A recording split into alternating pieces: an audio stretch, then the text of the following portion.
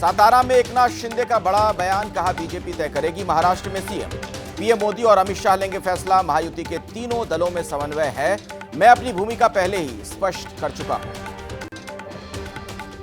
महाराष्ट्र के सीएम एकनाथ शिंदे की तबीयत बिल्कुल ठीक, ठाणे लौटने से पहले अपने गांव सातारा में जननी देवी मंदिर में पूजा की। मुंबई में 5 दिसंबर को महायुति सरकार का शपथ ग्रहण समारोह, प्रधानमंत्री मोदी होंगे शामिल।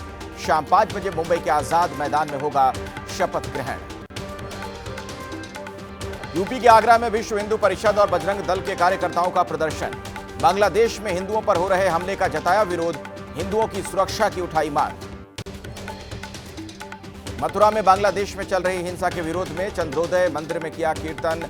मंदिर प्रांगण में संतों ने बैठकर हिंदुओं पर हो रहे अत्याचार पर किया चिंतन। हैदराबाद के इस्कॉन मंदिर में बांग्लादेशी हिंदुओं की सुरक्षा के लिए प्रार्थना। बांग्लादेश में हिंदुओं पर हो रहे अत्याचार और हमले का जताया विरोध। यूपी के उन्नाव में बांग्लादेशी हिंदू रक्षा संघर्ष समिति के बैनर तले हिंदू संगठनों की बैठक, हिंदुओं पर हो रहे हमले पर जताया कड़ा विरोध। 3 दिसंबर को आक्रोश यात्रा निकालने का किया ऐलान। नागपुर में घटती जनसंख्या पर आरएसएस प्रमुख मोहन भागवत का बड़ा बयान, कहा कम से कम 3 बच्चे करने चाहिए पैदा, जनसंख्या वृद्धि दर 2.1 होनी चाहिए, घटती जनसंख्या पर जाहिर की चिंता।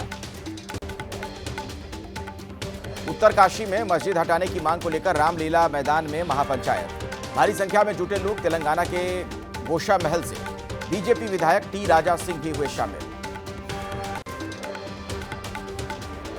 पहले दिन संभल हिंसा की जांच के बाद वापस लौटी जांच आयोग की टीम, तकरीबन 2 घंटे हर बिंदु पर हुई जांच, 2 महीने में यूपी सरकार को सौंपी है रिपोर्ट। संभल में न्यायिक जांच आयोग की टीम ने घटनास्थल का जायजा लिया। मस्जिद कमेटी के लोगों और कुछ स्थानीय लोगों से भी बात कर घटना के बारे में जानकारी ली गई। 24 नवंबर को जामा मस्जिद के सर्वे के दौरान भड़की थी हिंसा। दोबारा फिर संभल आएगी जांच आयोग की टीम, जब आएगी तब मृतकों के परिवार और अन्य लोगों से करेगी मुलाकात। बयान दर्ज कराने वाले लोगों का बयान भी होगा दर्ज। संभल के जामा मस्जिद के पास 24 घंटे सुरक्षा बल तैनात, हर गतिविधि पर पुलिस की नजर। महाराष्ट्र के बुल्ढाणा में 2 गुटों में विवाद के बाद जमकर तोड़फोड़ और आगजनी। उपद्रवियों ने 8 गाड़ियों को किया आग के हवाले, 3 लोग घायल। 30 नवंबर की रात धाड़ गांव में टीपू सुल्तान के जुलूस के दौरान हुआ था बवाल, अब तक 5 लोग हिरासत में लिए गए। भोपाल में लगे वक्फ बोर्ड हटाओ पोस्टर की जांच कर रही है पुलिस, सीसीटीवी के जरिए सुराग तलाश रही है पुलिस। पोस्टर में किसी व्यक्ति या संस्था का नाम नहीं। बागेश्वर बाबा धीरेन्द्र शास्त्री का बयान, कहा हिंदुओं का है ये देश, अब इस देश में लव जिहाद और लैंड जिहाद नहीं चलेगा, जो कायदे में रहेगा वो फायदे में रहेगा। दिल्ली के रामलीला मैदान में दलित, ओबीसी, माइनॉरिटी और आदिवासी संगठनों का परिसंघ की तरफ से महारैली, कांग्रेस अध्यक्ष मल्लिकार्जुन खड़गे भी हुए शामिल। रामलीला मैदान में आयोजित महारैली में बोले मल्लिकार्जुन खड़गे, कहा हर संगठन चाहते हैं संविधान बचाना, इसीलिए एक रहकर संविधान को बचाना होगा। जब तक लोकतंत्र नहीं बचेगा तब तक आपकी हिस्सेदारी नहीं होगी। कल ग्रेटर कैलाश इलाके में खुद पर हुए हमले को लेकर अरविंद केजरीवाल ने बीजेपी को घेरा, कहा बीजेपी ने कराया हमला, हमले में हो सकता था नुकसान, दिल्ली की कानून व्यवस्था बहुत खराब। कल अरविंद केजरीवाल पर पदयात्रा के दौरान फेंका गया तरल पदार्थ, हिरासत में लिए आरोपी से पूछताछ जारी। केजरीवाल पर हमला करने वाला अशोक झा खानपुर बस डिपो में 2019 से करता है काम। डिपो के होमगार्ड के मुताबिक अशोक ने एक छुट्टी 25 नवंबर को ली थी, दूसरी कल ली थी। किसी राजनीतिक पार्टी से संपर्क की जानकारी से किया इनकार। आम आदमी पार्टी के विधायक नरेश बालियान को क्राइम ब्रांच की टीम ने राउस रेवेन्यू कोर्ट में किया पेश। कल हुई थी गिरफ्तारी, बीजेपी ने ऑडियो क्लिप जारी कर गैंगस्टर से साठगांठ के आरोप लगाए थे। नरेश बालियान की गिरफ्तारी पर बोले अरविंद केजरीवाल, कहा साजिश के तहत मेरे विधायक की गिरफ्तारी हुई, गैंगस्टर ने बालियान को कई बार दी थी धमकी, हिम्मत है तो गैंगस्टर को गिरफ्तार करिए। नरेश बालियान की गिरफ्तारी पर सियासत तेज, बीजेपी कल दिल्ली के पुलिस कमिश्नर को पत्र सौंपकर करेगी जांच की मांग। वीरेंद्र सचदेवा ने दिल्ली सरकार को बताया रंगदारी और वसूली वाली सरकार।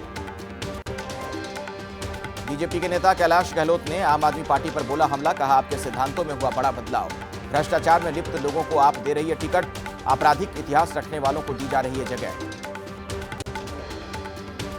विधानसभा चुनाव की तैयारियों को लेकर दिल्ली बीजेपी की बड़ी बैठक, चुनाव के लिए बनाई गई सभी समितियों की मीटिंग में आगे की रणनीतियों को लेकर मंथन। इस बैठक में दिल्ली बीजेपी के प्रदेश अध्यक्ष वीरेंद्र सचदेवा, पार्टी के सातों सांसद विजय गोयल, अरविंदर सिंह लवली समेत कैलाश गहलोत भी मौजूद। दिसंबर के दूसरे सप्ताह में शुरू होगी बीजेपी की परिवर्तन यात्रा। दिल्ली बीजेपी के अध्यक्ष वीरेंद्र सचदेवा ने कहा, दिल्ली से भ्रष्टाचारी सरकार की रवानगी का समय आ चुका है।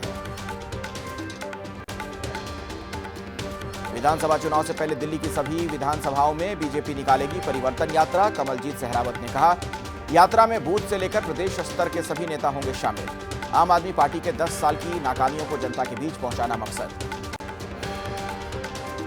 दिल्ली के चुनावी दंगल में अकेले उतरेगी आम आदमी पार्टी। अरविंद केजरीवाल ने कहा, आपका किसी पार्टी से नहीं होगा कोई गठबंधन। केरल के वायनाड में प्रियंका ने जनसभा को किया संबोधित, कहा सरकार की नीतियों से पीड़ित किसानों के लिए करेंगे काम, किसानों को उनकी फसलों का सही मूल्य दिलाने का वादा किया। बिहार के नवादा में जेडीयू के कार्यकर्ता सम्मेलन में नीतीश कुमार को 2025 में फिर से मुख्यमंत्री बनाने का संकल्प लिया गया। कार्यक्रम में केंद्रीय कृषि राज्य मंत्री रामनाथ ठाकुर समेत पार्टी के कई बड़े नेता शामिल हुए। बिहार में अगले साल होने वाले चुनाव के लिए आरजेडी ने कसी कमर। 3 दिसंबर से तेजस्वी शुरू कार्यकर्ता संवाद यात्रा। तकरीबन 6 दिनों में मुंगेर, भागलपुर, गया के साथ साथ कई जिलों तक पहुंचेगी यात्रा। छत्तीसगढ़ और तेलंगाना बॉर्डर मुलुगु जिले में पुलिस और नक्सलियों के बीच मुठभेड़। जवानों की टीम ने 7 नक्सलियों को किया ढेर। मरने वालों में नक्सलियों के प्रमुख नेता के भी शामिल होने की खबर है।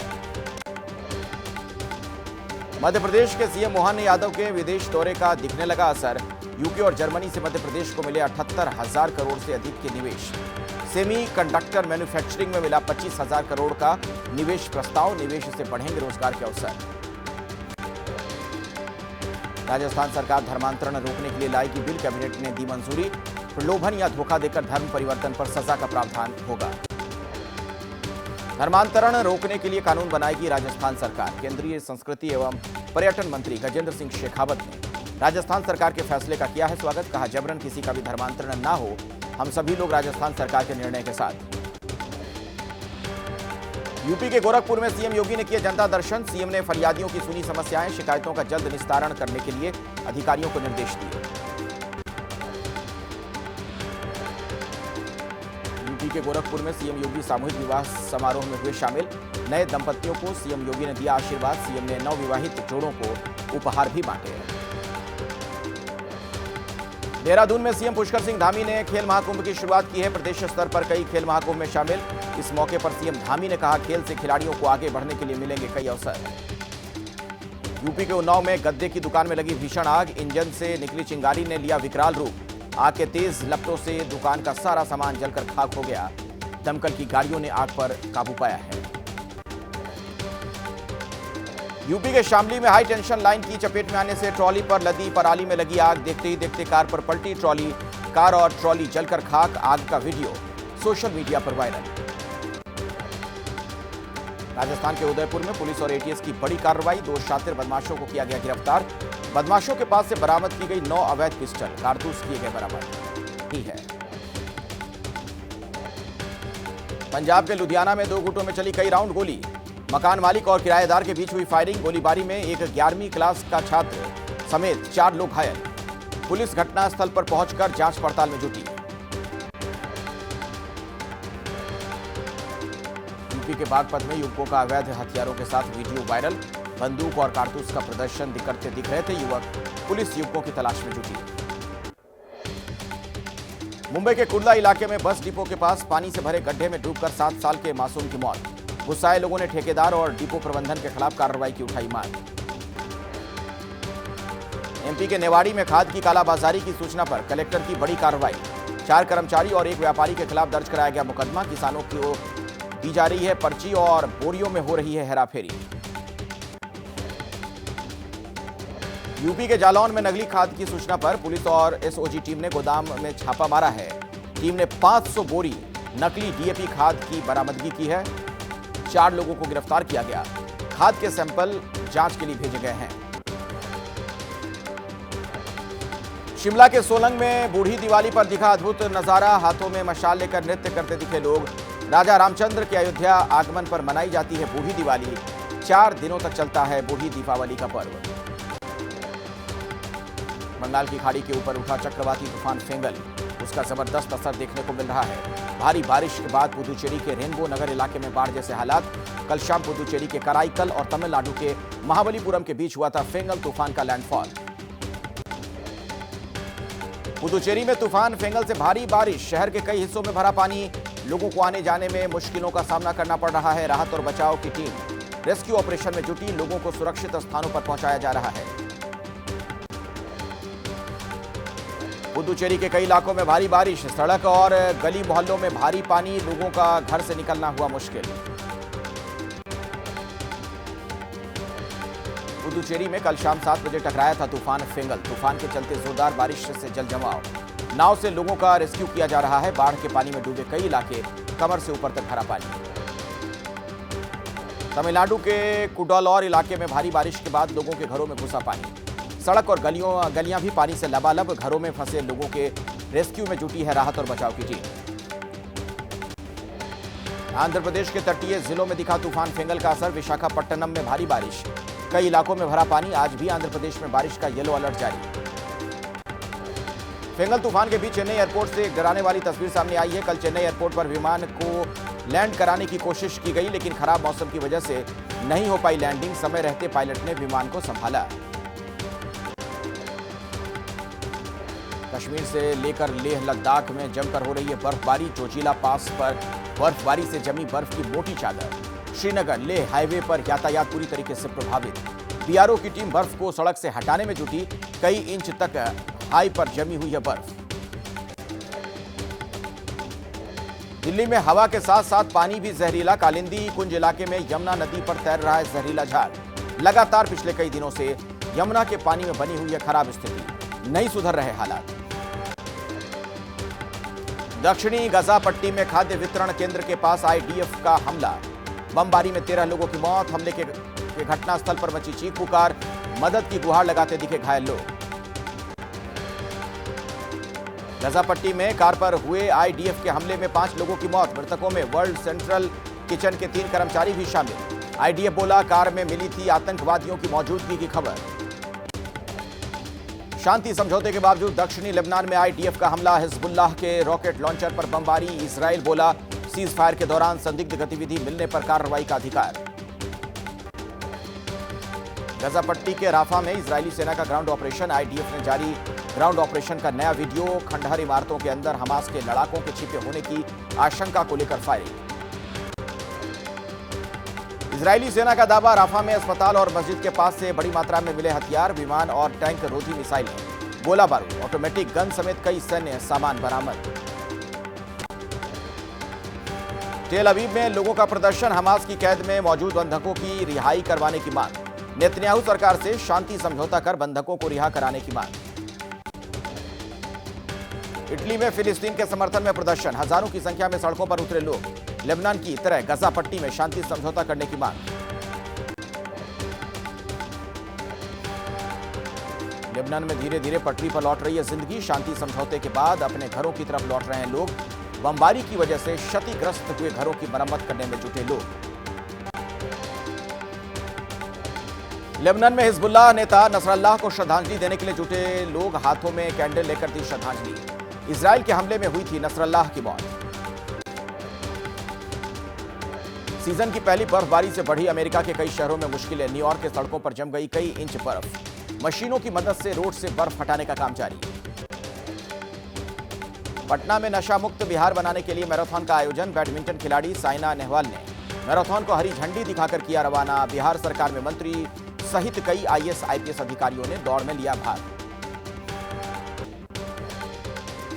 The Sabarmati report fame actor राशि खन्ना अपने जन्मदिन के मौके पर अपने परिवार वालों के साथ पहुंची काशी के विश्वनाथ मंदिर। राशि ने लगाया हर हर महादेव का नारा।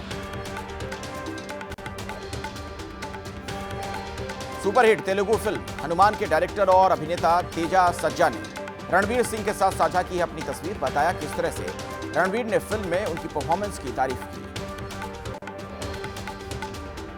अजय देवगन स्टारर फिल्म आजाद की रिलीज डेट आई सामने।